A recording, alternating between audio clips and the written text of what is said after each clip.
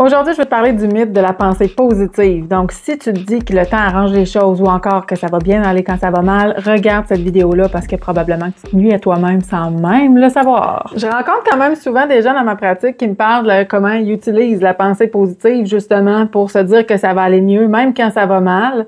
Puis souvent, je me rends compte que la façon de l'utiliser prête à confusion parce qu'en fait, des fois, au contraire, c'est qu'on veut bien faire pensant que je suis positif, ça va m'aider, mais généralement, c'est le contraire que je rencontre en pratique, c'est que cette façon de voir les choses positivement amène des fois à ignorer certains problèmes qui fait en sorte que le problème grandit au lieu de se régler, tu sais. Fait que aujourd'hui, je vais te parler de l'utilisation de la pensée positive, puis peut-être démystifier certaines affaires qui font en sorte que quand on l'utilise mal, nos problèmes peuvent se rempirer plus que nous aider à aller mieux, puis je suis convaincue que c'est pas ça que tu veux. Moi, j'aime beaucoup les images, je vais t'en donner une. Imagine que tu es chez vous ce soir dans le salon, puis là, l'eau se met à rentrer dans ton sous-sol. Écoute, il mouille, puis là, l'eau monte dans la cave.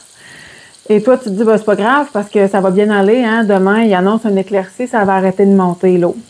Puis t'attends. Là, tu vas trouver que l'image est un peu caricaturale, voire farfelue, puis t'as raison.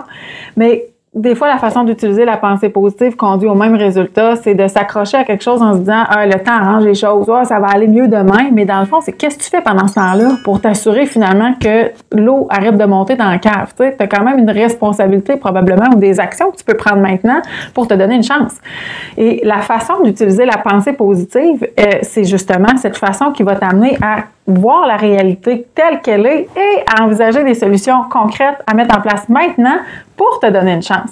C'est ça la pensée positive, en fait, qui peut être la plus utile. L'autre, qui est peut-être la version plus populaire qu'on véhicule de façon générale dans les écrits, qui dit, accroche-toi, là, accroche-toi à ce qui s'en vient, accroche-toi à ce qui va bien aller, dis-toi que ça va bien aller, que le temps arrange les choses. Si tu es là-dedans puis que ça t'amène finalement à laisser en place des situations ou des statu quo finalement qui te nuisent, à ce moment-là, ça risque de te nuire encore dans 2 semaines, 3 semaines, 3 mois parce que la situation va avoir dépéri. Tu sais, ce dont on ne s'occupe pas dépérit, se détériore généralement. C'est pas vrai que le temps arrange les choses. Au mieux, le temps va faire que ces choses-là que tu as laissé traîner, tu t'en occupes moins, que tu les as oubliées, qui te dérangent peut-être moins, mais l'œuvre du temps est rarement magique. Là, je suis certaine que tu peux trouver toutes sortes d'exemples de fois où la pensée positive te nuit. Je vais t'en donner une populaire que je rencontre régulièrement avec des gestionnaires qui me consultent parce qu'ils ont un conflit au sein d'une équipe, par exemple, puis ils ne savent plus quoi faire avec ça.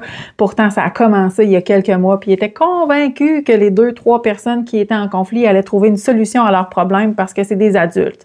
Convaincus que le temps allait changer les choses, que les vacances allaient faire du bien, que la prochaine formation allait les outiller un peu plus, pour se rendre compte finalement que non, le temps n'arrange pas les choses, au contraire, le temps rempire les choses. Donc là, on a laissé le problème grandir, pas par manque de volonté, pas par mauvaise foi, mais par pensée positive mal ajustée.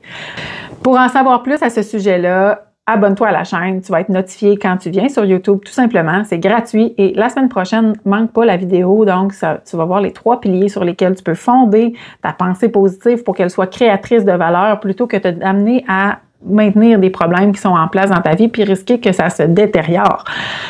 Tu as aussi en description de cette vidéo-là 2 choses importantes. Le lien pour rejoindre un groupe Ton Annexe, qui est un groupe Facebook dans lequel je vais partager du matériel exclusif qui peut t'aider à mettre en pratique dans ta vie privée ou personnelle les trucs qu'on s'échange dans les capsules.